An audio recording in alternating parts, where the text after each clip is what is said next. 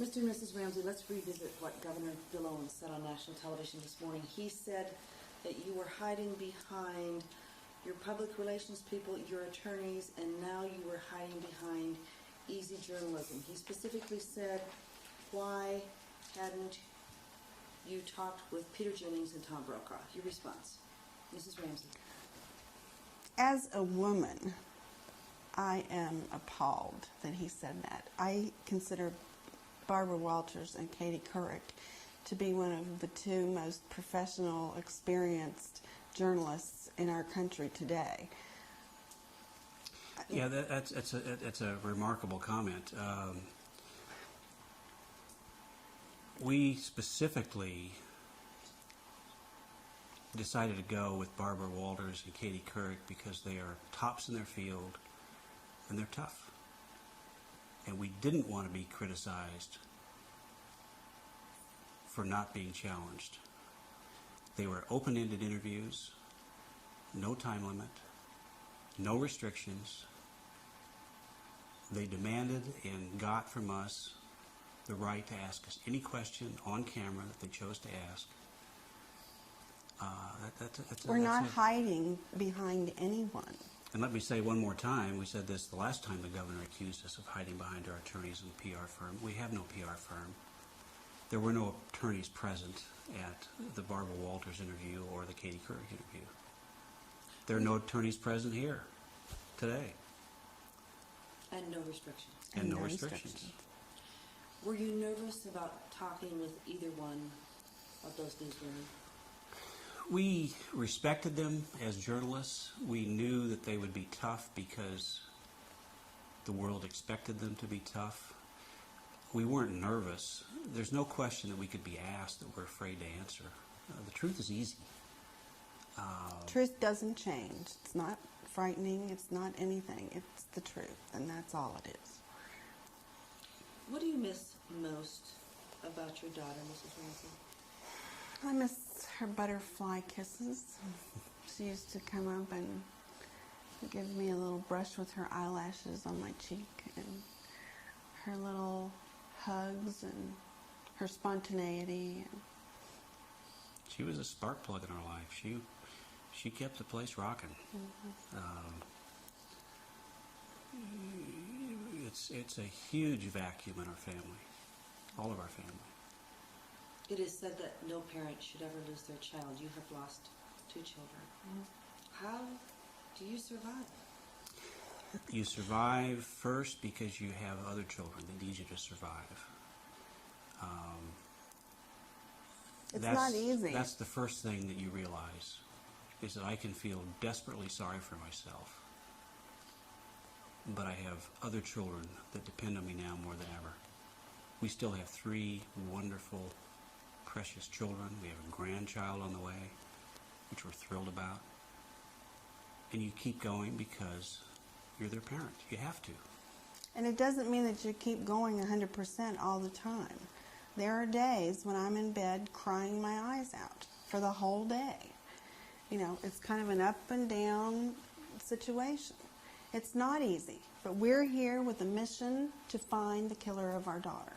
So yes, we will sit here as long as you'd like to sit and ask us questions. And tomorrow I may be in my bed crying myself to sleep.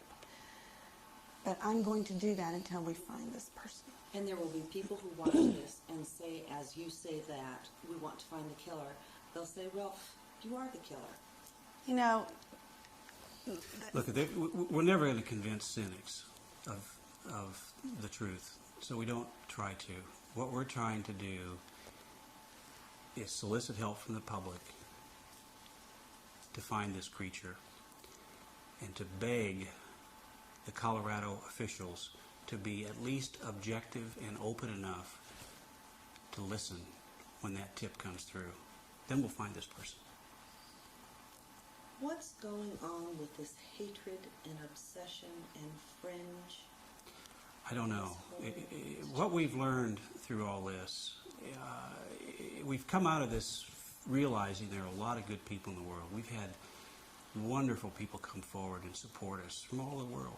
And even though you'd think that we would come out of this being hateful and want to go to a mountain retreat and fence ourselves off from the world. We realize there are some wonderful, good people in the world, but we also realize that there's some very fundamentally evil, bad people in the world. That's a fact. We were naive about that, but it exists. There are more good people than bad, but the bad exists. And we're never going to change that. And we're not trying to convince the bad people and the cynics and the hateful people that we loved our daughter and that we didn't kill her. We're trying to appeal to the good people and say, let's find this evil creature that's among us and put him away, because this person will kill another child. Do you want him to contact you? I would be desperate for a contact.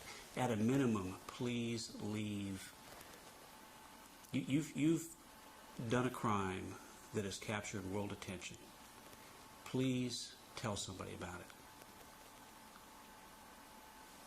Why? Because ultimately, we want to know who you are. And why does that person care what you think? That person, I'm sure, doesn't care what we think at all. I'm sure that person, we've been told that person was either very angry at me or was very jealous of me personally, and that's a heavy burden for me to carry. But this person should tell someone that they're the one. Mrs. Ramsey,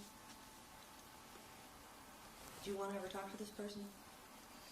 The person you believe killed your daughter? Of course I would, because I'd like to know who it is, get them off the streets. And if I had the opportunity, I would sit down and look straight in the eye and say, why?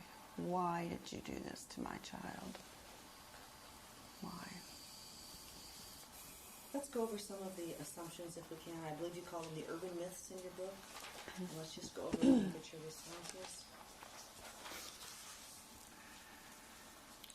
There were conflicting versions, Mr. Ramsey, that you read to your daughter that night or that you put her to bed and read a book. Which was it? We saw there were a number of errors in the police report. That was one of them. I carried JonBenet upstairs. She was asleep when we got home. I put her to bed. I got Burke to bed. And I went upstairs and I read for a few minutes before I fell asleep. I didn't read to her because she was asleep. Okay. And Mrs. Ramsey, you are the one who last saw her. Yes. In your family. The pineapple. What about the pineapple? The autopsy revealed pineapple, yet neither of you recall pineapple. Well, I've not specifically read the autopsy report, but it is my understanding that they are not definitive about whether the substance in her digestive system was pineapple or not. All I'm saying is that I did not feed her pineapple when we returned home from the White's house. She was sound asleep. She was put in her bed and tucked in good night. And we don't know if that's significant or not. All we know is what we've told the police, and that is that neither Patsy or I gave JonBenet pineapple when we got home that night. Had we been trying to hide something, it would be very easy for us to say, oh yeah, I remember, I gave her pineapple before she went to bed. Next question. But that's not what happened. Footprints outside the house. No evidence of footprints. I think it said no footprints in the snow. And we have seen photographs that were taken the morning of the 26th By the police. by the police of each of the door entries and around the house, and there was no snow. Urban myth. Mr. Ramsey, you left the house to get mail. That, I heard that. I don't know where that came from. Our mailbox is not outside. There's a slot in the door. There was a pile of envelopes at the foot of the door inside the house. I was desperately looking for another communication from the kidnapper. Phone, mail, I didn't know how it was going to come. I went through those envelopes to see if there was anything else from the kidnapper. We'd just gotten a letter, a 3-page ransom note on the back stairs. I was hopeful that there was another communication. My question is, why didn't the police do that? Mrs. Ramsey, did you ever leave the house that morning? No, I did not. Okay. This is Ramsey, the 911 call. There are contradictions about whether or not the phone was hung up and whether or not your son Burke came downstairs and was talking.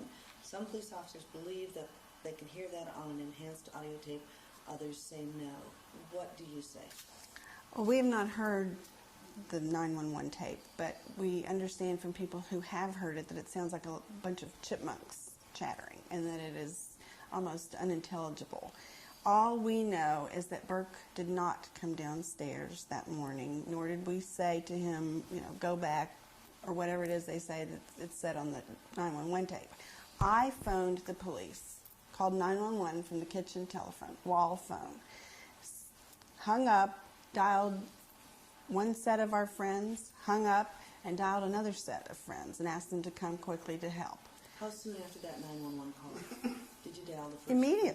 Immediately. So it seems to me like if you hang up the phone, you're not going to be able to place another call unless the phone is completely. Look, this is another, there's been no logic applied to any of this case in my judgment. Again, if we were trying to hide something, we'd say, oh yeah, I remember, Burke did get up and I told him to go back to bed. Next question. But the fact of the matter is, that didn't happen. They're grasping at straws instead of trying to get down to brass tacks and find this killer. I would love... Why are they doing this? I don't know why. I think they became so invested early on. They decided that John and I were responsible, and everything, if it didn't fit into that basket, then they discarded it. And they went down that road for so long that now they can't, they're going to be the ones with egg on their face, and they can't face that. But these are, some would say, reasonable, honest, intelligent, logical. Some would say. Well, look, individually, we've not met one Boulder police detective or police officer that I didn't think was a decent human being. What they lacked was experience, and they lacked leadership. There was no core wisdom that mentored these young detectives and said, wait a minute, boys, let's keep the investigation wide open. Let's look at the evidence. Let's let the evidence tell us who killed this child.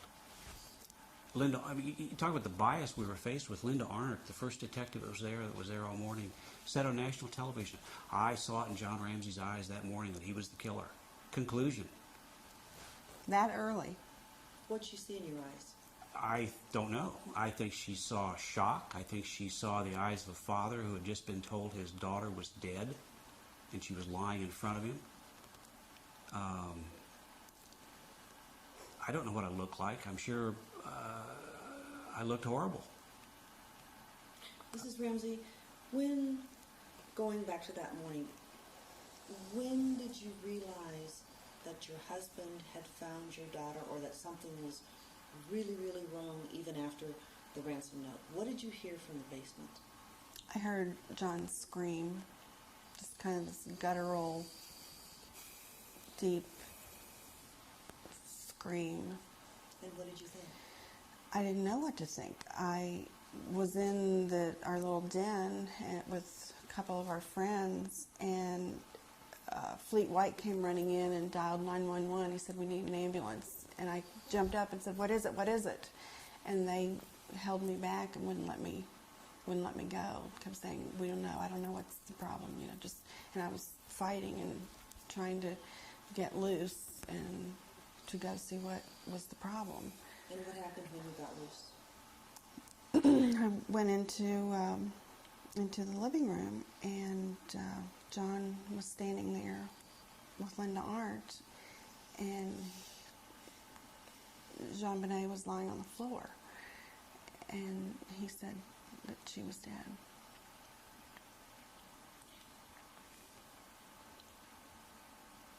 Mr. Ramsey, the police officers told you, or the police detective told you to search the house. Tell us about that, please. I don't remember exactly when it was that morning, but we were standing in the foyer of the house, and Linda Arndt asked me to take someone with me and go through the house thoroughly, look for anything that was out of the ordinary. Fleet was standing there, my friend, and we both went to the basement. and first went into what we call the train room, which is where we found the open window and the suitcase up against the wall. We looked there for glass, again, to see if we could find any glass, because the window was not only open, it was broken. Then I went to the room where we did find JonBenet. The door was latched. I unlatched and pulled it open, and knew instantly what I found. Tell us about that, please.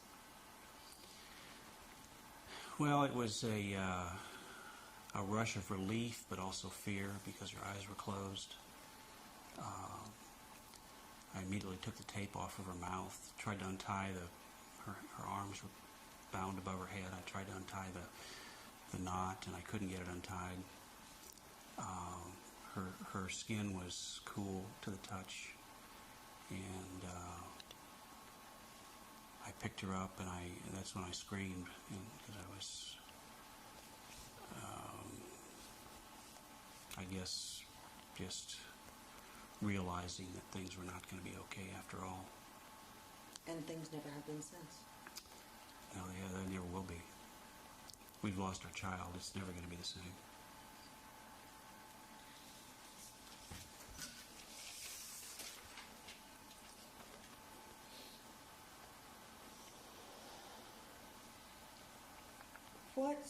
When is it that you finally came to the reality that there are people who do things like this? That day. That day. You read about crime in the paper, and you think, well, there must have been a reason, or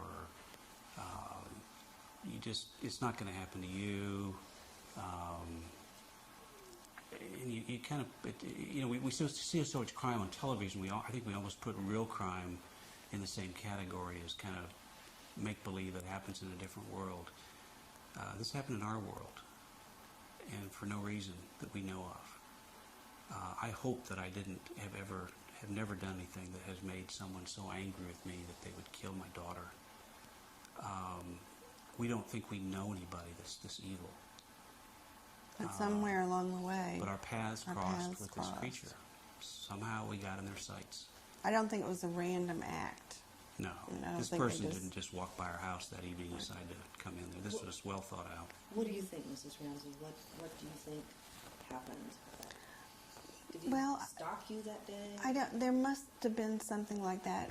From what we talked with people who have experience in this, and they say that it was premeditated, that this person knew of us, may not have been a close acquaintance, but knew about us, knew about John's business, knew that we had children, and I believe was watching the house that day. And when we left in the afternoon, he came in. How long do you think this person was in the house, Mr. Ramsey? They certainly could have been in the house for 4 or 5 hours while we were gone. I don't know when Do they you came think the person in. was in the house before you left? I don't think before we left. I don't think so. I think they came into the house after we left. Were there when we came home. Waited till we fell asleep. One of our neighbors reported seeing a flashlight light in the kitchen around midnight, I believe. The beam of flashlight shining. None of this, it's so cruel, but none of it makes sense. Look, this person is a monster. It's a subhuman. This person doesn't think like you and I do. This person is not going to make sense. I mentioned to you before that I wanted you to look at the ransom note again and just go over what you know about the ransom note with us, if I can find it.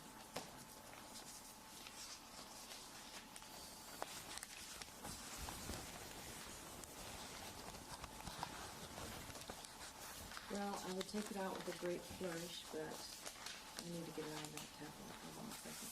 I just think it would be helpful if you could hear what you know about it. It's right there. Please. Thank you.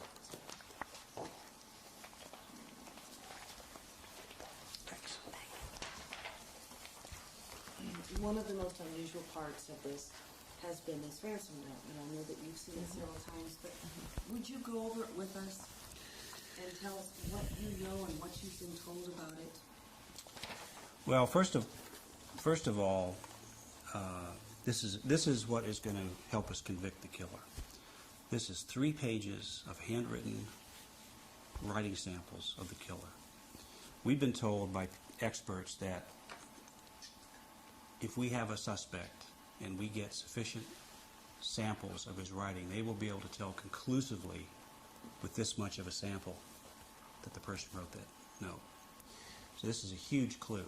Why it was left, I don't know. And let me just interject at this point. Mrs. Ramsey, it's my understanding that the Colorado Bureau of Investigation took your handwriting samples to the Secret Service. Do you know the results of that test? Definitively? No, I don't. I just know we had experts do the same kind of testing, and it's my understanding that the people that we use trained the people from the CBI, Colorado Bureau, that administered the tests. And they, on a scale of 1 to 5, with 5 being absolutely no match, I ranked at a 4.5, with 1 being a perfect match. So, you know. Yeah, we don't know the results of the police testing. We've heard that they're at best inconclusive. The governor said this morning on national TV that you've seen all the evidence in the case. We I have would not be seen desperate. all the If there is evidence we haven't seen, I would ask the governor to please let us see it. Please let our investigators see it. What is it that you want to do with regard to this case? What we are desperate to have happen now, we've gone for 3 years. Only my family's been investigated. The grand jury refused to indict us. And it takes very little evidence to indict someone. All we've done is gotten back to the beginning. But we don't want it to be the end. I'd like for political ambitions to be put aside. I'd like for egos to be put aside. There are no apologies needed, but let's get on with an investigation. Let's staff this investigation with seasoned, experienced homicide investigators, the best we can find, the best we can. How do we know that it's just because you don't like the outcome of what Boulder police have decided, that you're under an umbrella of suspicion, that you just want another chance? They can investigate us. If the governor would put together a seasoned investigative team to start over, go back through all the leads, all the evidence, we'd They be can start fully all over cooperative. again. Right. And they can investigate us again if they want. That's fine. But please don't just investigate us, because if you do, we're never going to find the killer. There is lots of evidence. There is a lot of evidence. The Boulder police did a wonderful job of collecting evidence. Thank goodness. And that doesn't change. Evidence is evidence. We've got it. We've got But we DNA need that to hasn't follow been the identified. evidence and do some follow-up investigating, not just dead end with John and Patsy Ramsey. Let's go over the ransom note. What do you know, what have people told you about phrasing or anything else in the ransom note?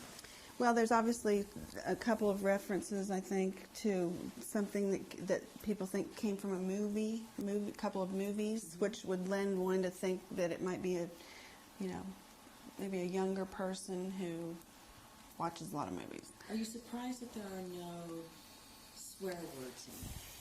I mean, if there's a huge degree of hatred for you? Yeah. Yeah, I hadn't thought of that. No, that is surprising. Nor is John Bonet's name mentioned. All they say is, we have your daughter. They don't say we have John Bonet. Yeah, which makes me wonder, if it's someone that did not know us well enough to know what her name was. But we've been told that there's a lot of movie talk in here. This person liked movies. They may have seen the movie Ransom, which was playing in Boulder At the time. at the time. And there were some similarities between Ransom and your life in terms of the profile of the people involved. The billionaire. Have you ever seen the movie Ransom? No, I haven't seen the movie. Okay. Well then, Yeah, I've been told that it's very similar. Apparently, there's Clint Eastwood movie lines in this thing. We don't watch movies that much, so I was perplexed at why 118,000. Why not $1 million? I mean, why not? If this, but there's It's an only unusual this number. madman knows why. And of course, the supposition was that that was the amount of your bonus. That was a supposition I put forward early on as I looked back to try to figure out what that number meant. I offered that up to the police and said this possibly could be the case. I don't know that it was. Who knows? I mean, only the killer knows, and this is a deranged individual. Mrs. Ramsey, how many times did you have to write and read this note? Oh, I think I gave 5 or 6 handwriting samples. And they were extensive. We wrote and rewrote this note, which is terribly Right-handed, painful. left-handed, with different pens, different, angles, everything. Did they ask you to read the note? No, when the test was administered, they would verbally dictate what I was to write, and it was rather fast, so you didn't have time, I guess, to try to think about how you were making your letters. You just had to write as you always write to keep up. What do you think happened in your version of when the intruder broke in, how the intruder broke in, when the intruder wrote the ransom note, and when the intruder kidnapped Jean-Monnet? And do you think that the intruder wanted to actually take her out of the house, was actually going to kidnap her? We've been told by seasoned investigators that this is what it appeared. It is what it appeared. It was an attempted kidnapping. Something went very badly wrong. We believe that the killer was in the house when we came home. We believe the note was written before Jean-Monnet was killed. Whether it was before we got home or after we went to bed, we don't know.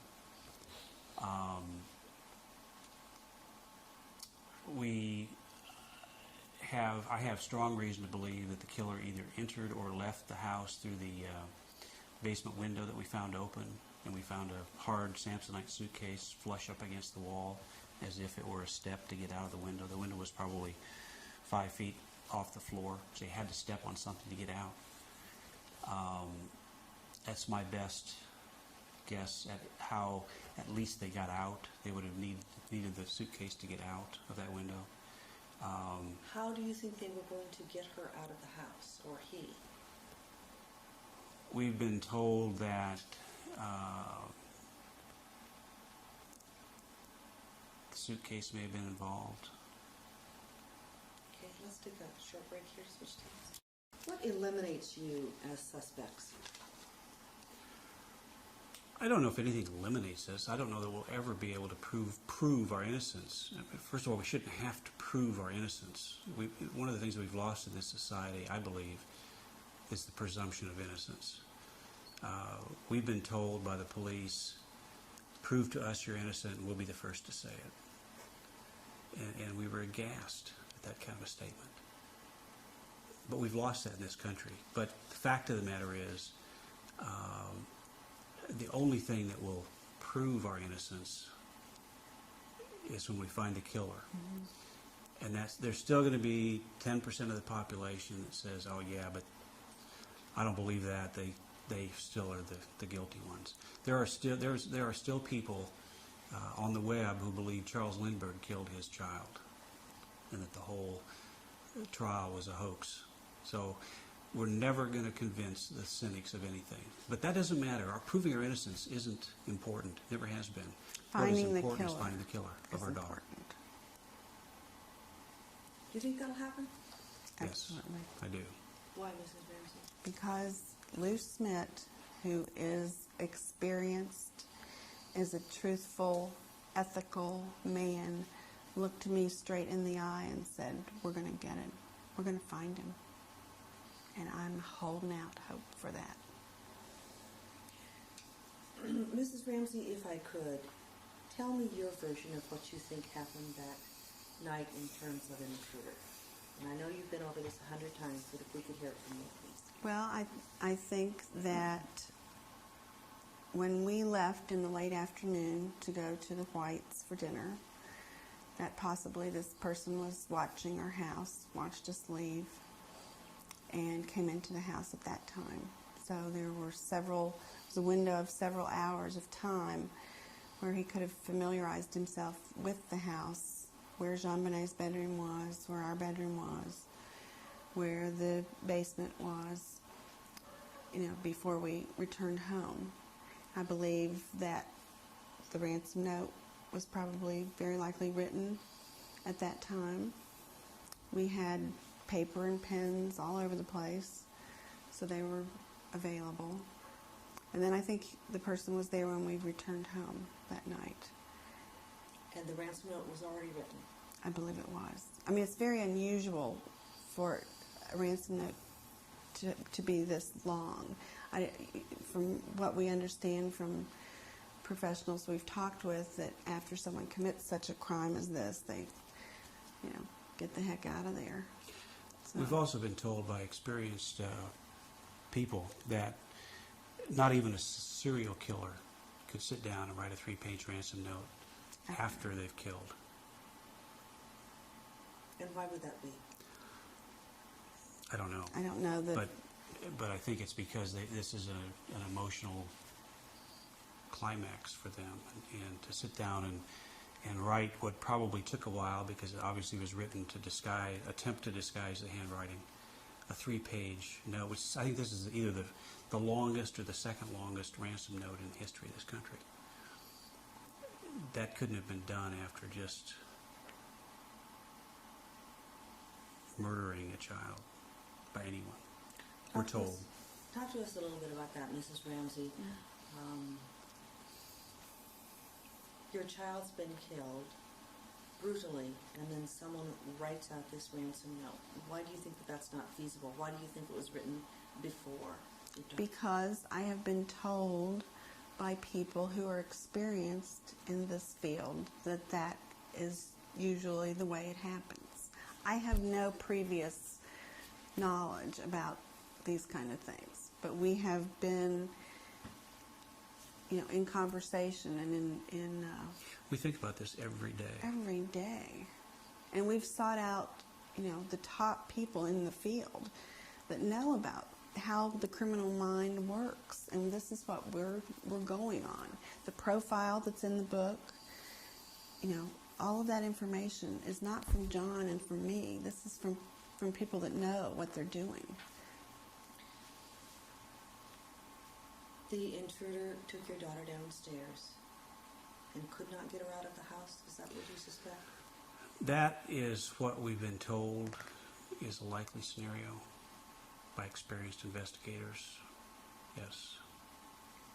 Well, someone also said that typically the body is left in the house if the perpetrator doesn't have any place to take the person.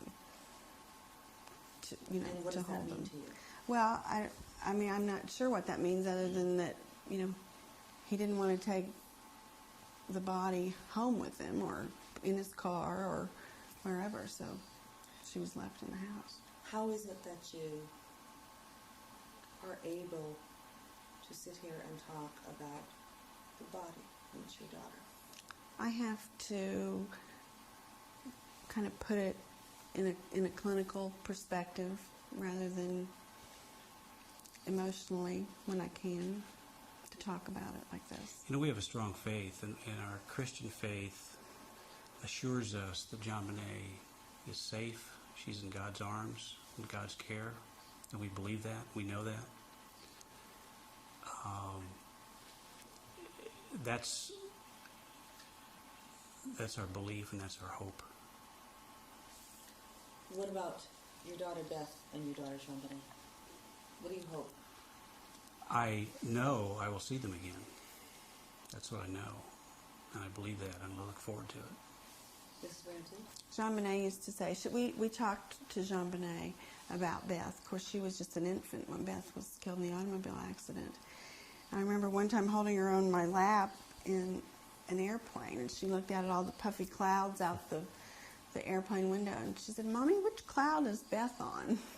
And I took that opportunity to explain to her about God and about heaven and where we go and where we die, and that we would all see Beth again, and then that we would know where she is. So I believe Beth was there to greet JonBenet when she crossed over into heaven.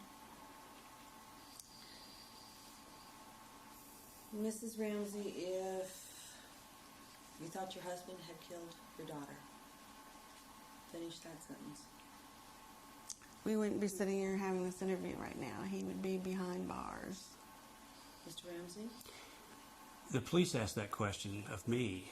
They said, hypothetically, if Patsy did it, or you thought she did it, would you turn her in? And I had to think about it, because I was like, I never even thought about that. Because and I tried to give him a thoughtful answer, and I thought, and I said, yes, I would. Absolutely. You turn her in? Yes. Without question. Your love for a child is unconditional. Your love for a spouse is conditional. And there's no question. I mean, I would do anything to protect my children. It's instinctive. Just very briefly, if we could talk about the stun gun and the possibility of exhumation. And you said you did not want to do that because... Well, it was brought up early on when we learned that a stun gun was involved, and I was asked by our investigators. They said if this needs to be done fairly soon, or the opportunity to do so will be gone, it would be possibly helpful, possibly not. And I just could not bring myself to say, yeah, let's do that. I mean, my child was at rest. She was at peace. We'd laid her to rest. And I couldn't bear the thought of that. Even if it meant helping to find the killer? I wasn't convinced that it was conclusively going to help. They have photographs. They have experts they that have said enough this that they know. Very compelling. Yeah. Dr. Doberson, I think in Colorado, who's a leading expert on stun gun wounds, has viewed this and said it's very compelling. If you thought it was anyone in your family, that person would be reported immediately? Absolutely. Without question. How could you not do that? I mean, it's beyond human comprehension to not do that. What is it that you were actively trying to find the killer? What is it you're doing? So you're working with your attorneys? Well, no, our attorneys are we're not working with our attorneys. We have both paid and volunteer people that are working on this full time. We don't want to say a whole lot about what we're doing because this kind of investigation should not be a public event as it has been for the last 3 years. But I can assure you that we are looking, and we're looking hard. We're going to do everything we can. We can't do it all. We're going to do as much as a private citizen can do. Ultimately, we need someone that has the authority of the state with a badge to finish the job. Because there are certain restrictions that you cannot. There's certain things we just can't do. We can't subpoena information. We can't demand that people talk to us. We're going to do the best we can and everything we can, but and we're hopeful that we're going to get a huge leap forward when we get that tip that we've been waiting for. And this is a tip that you hope will come into you and your people? I don't care where it comes. We've asked people to call us, call the Boulder Police, call your local police, call the FBI. All we hope is that whoever they call is receptive enough to listen. See, the person that calls is probably possibly not going to be who you expect to call or who you want to call. What do you mean? Well, we've seen a number of calls come in where the response has been, well, they're just strange people. They can't be taken credibly. You have to listen to every call. This person may be very credible. They may appear to be very uncredible. Certainly if they're a friend of this creature, they're going to be a bit odd themselves. What do you call him, this creature? Because I don't think he's a human being. This is a subhuman. This person is a monster. How could you kill a beautiful, defenseless, 6-year-old child on Christmas Day? That's a monster. That's not I will not give this person the credit of calling them a human being. Mrs. Ramsey, do you want to hurt this person? I don't want to hurt anyone. I just want to find this person, get them off the streets, know that they're never going to have the ability or opportunity to do to some other child what was done to JonBenet. This book, The Death of Innocence, your picture's on the cover. Why your picture and not your daughter's on the cover? This is our story. I mean, there have been, I think this is now the 10th book, I'm understanding, that has been written about this case. You know, we are the only ones that know what has happened to us since JonBenet's death. No one else. This is a story only we can tell. You know, I was even a bit uncomfortable putting her picture on the back. Why is that? I don't want to violate her privacy any more than it's been violated. But we wanted people to read the book and get to know the real JonBenet. JonBenet was not a 6-year-old beauty queen as she's been characterized in the media. She was a wonderful child. We knew she'd be special. She took dancing lessons, tap dance lessons, acting lessons. She was learning to play the violin. She took piano lessons. We had her signed up to take rock climbing lessons. She did a lot of things. She was a ball of energy. And we knew that she was going to be very special in this world someday. We had no idea she was going to be special this way. And how is that? Her name's known around the world.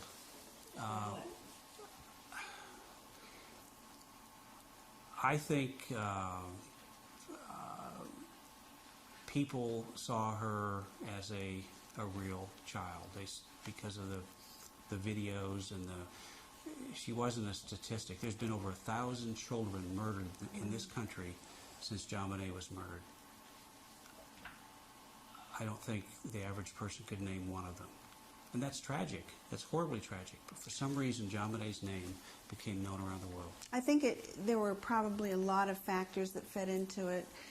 The availability of the videotapes from the pageants and the photographs that were, sold enabled the public to know her more than just one little school snapshot picture that we normally may see if a child is killed in this country. And then I think compounding on top of that, they started spinning us into this real life JR or some mean, rich, horribly abusive parents, and all of a sudden it was a real life soap opera, and it just kept spinning and spinning and spinning. And where is it now? At this point, we want to get the investigation back in full swing. I mean, to my knowledge, look at all the people that have gone down the drain in the police department. Everyone who knew anything about this case, from Steve Thomas to Linda Arndt and everyone in between, are gone. They've folded, closed their cards, and headed home. So there's no one, to my knowledge, working on this case as we speak, except our people. The governor made a direct statement to you when he decided not to have a special prosecutor. What would you like to say directly to him about an investigation? Well, first of all, we'd be happy to meet, and I emphasize the word "we" just in case there's any confusion on that. But we'd like to meet to encourage you to put a robust, qualified, objective, competent team of investigators together. Go back to the beginning. Go through all the leads that haven't been followed up. And let's find the killer. I don't care about anything else.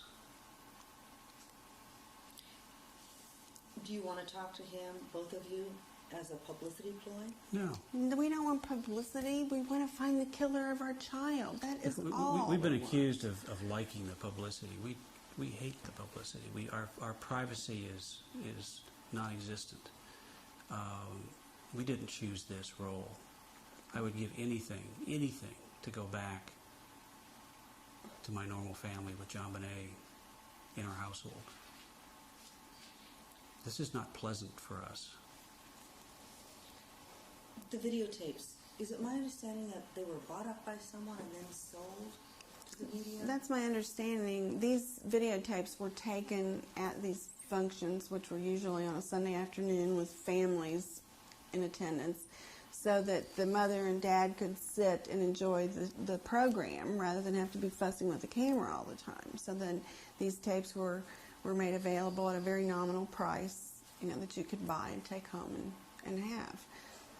Then they became, people right away started seeing that they could make a buck, on all of this. So all this stuff was offered up, for a price to the tabloids and to news stations, et cetera, et cetera. And I think one of the tabloid reporters somehow got all the rights to all of the videotapes, and he's, every time something is run, he gets a little, royalty on it. Just sickening. Yeah, it's sickening. I mean, there are people we know of, for example, in Charlottesville, who were approached, our little community in Michigan where we'd go for the summer sometimes, and they refused. They said, we're not going to make money on the death of this child who was our friend. There were families that were offered a lot of money for photos. There were little girls, JonBenet's little friends, her little 14-year-old babysitter who was a friend of the family as well, was offered $700 a piece for any photo she could produce of JonBenet, and she turned them down. There still are Because people she had around with principles. integrity. But there are people that don't have any integrity, and sadly, we were around some of those, I guess. Mrs. Ramsey, when was the last time you saw your daughter alive? When I tucked her into bed, 25th of December, And what did she say? she was Oh, asleep, that's right, she was asleep. sound asleep. Mr. Ramsey? The same. And when I carried her upstairs and laid her in bed. Knowing what you know now,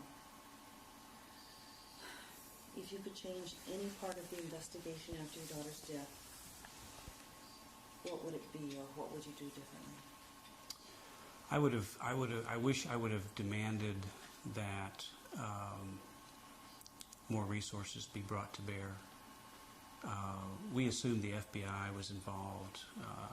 They weren't. They were, in fact, refused involvement. We assumed that the police were doing everything they could to find the killer, and that wasn't being done. And if I will fault the Boulder Police for one thing, it's that they refused help in the beginning for people who knew what they were doing. We understand that there was a request made that morning for bloodhounds, and it was denied by someone in the Boulder Police Department. I mean, that should have been done immediately. Are you aware Denver Police offered assistance? Yes. Yes. And they were refused. They were refused. And that's what if I had to do it over again, I would have been more aggressive on demanding that the FBI be involved, that the Denver Police be involved, that that we not just rely on what turned out to be inexperienced and biased police to do what we thought should be done. What's the most important question anyone can ask you that would prove your innocence, help people open their minds? Is there any question that can be asked? Well, again, we shouldn't have to prove our innocence, but we've been cast that lot. Why do you think we killed our daughter? Tell me why. Tell me what we've done, what evidence you have other than we were asleep in the home that night. There is no other evidence. There is no other reason. We've been investigated more than anyone else in the history of this country for the past 3.5 years. They know everyone we've ever gone to school with, you know, everything about us. And there's nothing that shows that we are the type of people that would do something like this to a child. It's just not, it's not there. What did you want for Beth and JonBenet as kids that grew up to be adults? What did you want for them? I wanted the world for them. I wanted to give them the world. The world is their oyster, you know. JonBenet, I wanted to grow up and be happy, to be a mom like me, you know, to have a little girl like her someday. That's what I wanted. Mr. Ramsey? I used to think about that as a father of 3 daughters. How would I like my daughter to? Who would I like her to marry and take as a mate? And what I realized was that what was most important was that she be happy, and that she loved this person, and this person loved her. Beyond that, it didn't matter. It didn't matter if they were rich or poor or what. But if they loved each other and they were happy, that's what I wanted for my child. In a sense, up until Beth's death, you all have lived the American dream. Self-made, made a lot of money in the computer industry, happily married, with children. Tell us about that. Well, you know, in this country, we're so proud of that anyone, you know, from any walk of life can achieve the American dream. I mean, I came from a normal American family in West Virginia, not a wealthy family, a comfortable family. Same with John. He grew up in Nebraska and Michigan, you know, not a wealthy family. And what we have achieved, we were educated in this country, you know, worked hard, darn hard, to get, you know, where we were and to achieve the success that we may have enjoyed.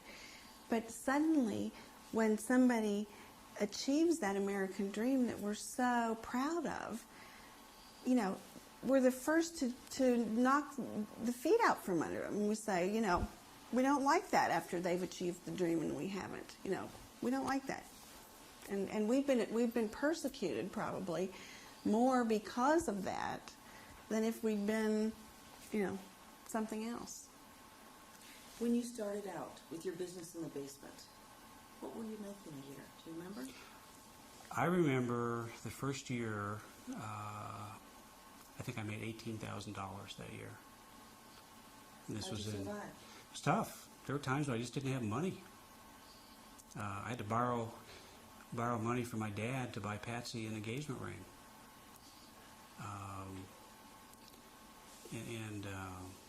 But we thought we were okay. You know, we Why'd you go with this kept gas in the man car. with no potential?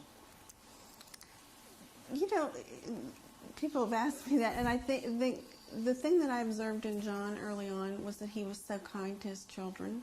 He had 3 little kids when we started dating. And I remember after he'd asked me to marry him, my parents, you know, talking to me and saying, now you understand that you're buying into a package deal here. You know, there are 3 former children, and if there is, you know, $10 left in the bank account, you know, they're going to come first. You know, we wanted you to understand, you know, what you're buying into here. But he was so kind to those children. And I mean, wherever we have been in the world in our 20 years of marriage, you know, at a certain time every evening, he was on the phone to those children. And that means a lot, because I remember thinking to myself, you know, he'll be a good dad. He'll be a great father to my children. Let me just scan over this. Oh, one other thing I wanted to ask you about is lawsuits. Currently, who are you involved in lawsuits with in terms of libel? We just recently announced the settlement of a case we had brought against the Star magazine. We're not under condition of the settlement allowed to talk about it in terms of the amount or the conditions. That's the first of what will be many. I believe as we speak, our attorney's filing a suit today against the Globe tabloid. We're just getting started on that. Oh, and the Inquirer, the National Enquirer? Anything?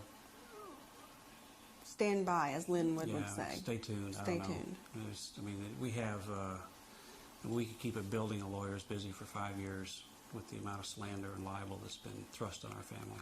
They have to be held accountable. You know, it is just not, you know, talk about hiding behind things. The First Amendment, freedom of the right to free speech, has been, you know, taken way out of context. And people should not be allowed to get by with the things that they have done and said to us. And if we don't fight it, what's going to happen to the next family? It's just uncalled for. We're going to take a quick break, and this should be our last tape. Why would God let this happen to you? I don't know. I'm sure He has a master plan that's underway. I think what it says right in the Bible, what man has meant for evil, God will use for good. I don't think God wanted this to happen. I think He cried right along with John and me when Jean Monnet was killed. But He will use it in some way, make something good happen from this. What has this done to your marriage? In a lot of cases, statistics show that people break up when there's a child's death and it's violent. Yeah, I've heard that, and based on our experience, I suspect that the reason for that is that you become very self-focused. You know, this has happened to me. I'm devastated. I'm crushed. Poor me. And if you let that go too far, your spouse can't respond because she's feeling the same way, or he. And I think what Patsy and I have been able to do, first of all, when one of us is down, one of us has been up. It's been very, I don't know if it's coincidental, but it's made things work. And we've realized, I think, that we both suffered deeply, and that we can't sit back and pity ourselves individually. And I look at Patsy and I know how deeply she's suffered and hurt, because I know I've done the same. And that's really strengthened our love, I think. True love, real love. We've had to lean on each other and our family and our friends, because it's been, you know, us against the world, basically. Because for 3 years, the world's been told that we were the murderers. Mr. Ramsey, what did you first hear that morning when Mrs. Ramsey went downstairs? How did you know something was wrong? I just heard her scream my name, and I knew from the tone of it that something was drastically wrong. If Jean Monnet were alive today, what do you think? What would you be doing today? Or is that too cruel? No. You can't think about that because it's not a possibility. But she'd be in school, laughing innocently with her friends. She'd be getting straight A's. She was a smart kid. But you can't, loving life, you know. you can't think about that. Yeah. Does it bother you when people talk as though they know her when they never met her? No, we're delighted when people care about our child. So it's a wonderful feeling. And that, you know, that you think about people that have lost children and haven't had that benefit. That's been very, very uplifting to us, that other people love our child. What kind of responses are you getting on your email from your book? We've gotten some. I check it probably 3 times a day, and our investigators check it as well. We get surprisingly a lot of just communication. You know, I'm glad I found a way to tell you, and 9 out of 10 are either I wanted to tell you I believed in you, and to hang in there, or We're praying for you. I or- may have thought you were guilty, but after seeing more clearly what went on, I believe in your innocence. 1 out of 10 is off the deep end, hateful, violent, and a few are tips, interesting tips. What, are there any leads that you consider good leads from the money offered? We have some great leads, absolutely, and we're pursuing them. Can you talk about them? Not at this point. We don't. All we want the killer to know is that we're stalking him, and you're not going to get rest. You're not going to get peace. Just beware. Beware.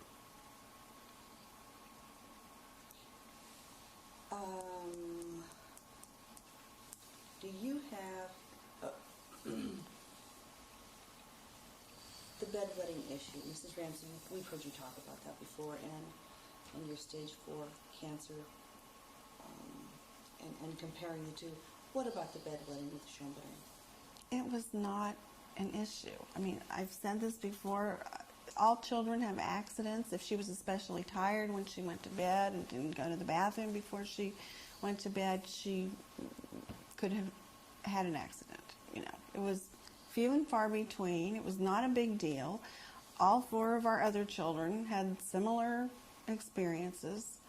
You know, that was made much too much of something It's of nonsense. nothing. Absolute nonsense. Few and far between means what? Oh, I don't know. I mean, I didn't keep track, you know. Not enough to be alarmed, enough to even speak to a doctor about it. Okay. All right. Is there anything else that either one of you would like to add with regard to trying to find the killer and people who might be watching us? What do you want to say to them who might be able to help? Please call. If you have any idea, no matter how far-fetched it is, call us, email us, write us, call the police, call Crime Stoppers, call your local police. Somebody knows who did this. They may not know they know it, but if they think about it, listen to what we've tried to convey. Think about the stun gun. Who do you know that owns a stun gun? Who do you know that owns an air taser stun gun, which is the brand we think that was used? Were they in Boulder, Colorado on December 25th, 1996? The garrote. Who have you ever seen demonstrate to you a garrote? A garrote used for strangling. This was a professional tool. This wasn't an amateur device. Who do you know that's done that? Were they in Think Boulder, Colorado and listen. in December? Call us. Call the police. We've listed a lot of this information in the book. There is an entire chapter devoted to nothing but who we think this murderer is. If you buy the book, read that chapter. You know, if you can't buy the book, can't get a hold of a book, go to a bookstore and read that chapter. We want everyone to know that information so that they can start thinking along with us, you know, who this could be. Help us. Okay. And only 3 more urban myth questions. The scream. Did you hear anything? No. Did not hear a thing. Sadly, no. You were on medication that night? I had taken a melatonin tablet, which is supposed to help you sleep. Mrs. Ramsey, the clothing. Boulder police were suspicious because you had your makeup on and you had the same clothing as you had worn the night before. Mm-hmm. When did you get dressed? I got up in the morning, got dressed. I had, the night before, had put my pants and sweater and bra and, you know, laid across the edge of the bathtub, and I picked it up the next morning and put it back on. See, any parent that has taken early morning trips probably follows the same routine we did. We would get up, we'd get dressed, we'd get fully ready, we'd get the car loaded, and then we'd get the kids up. Quite often we get the kids up with their pajamas on and put them in the car. Okay. That's standard parent 101 travel, I think. That's how we always did it. And one question that's unpleasant, and I'm sorry for asking this, but what is your understanding as far as a possible sexual assault? I think that's inconclusive. I've been told that there was no penetration and that what was previously thought to be semen is not. So, Is there anything else either one of you would like to add? Just help us. If you're listening to this program and think you have information that can help, please help. Thank you very much. thank you, Paul. Appreciate it. Thank you.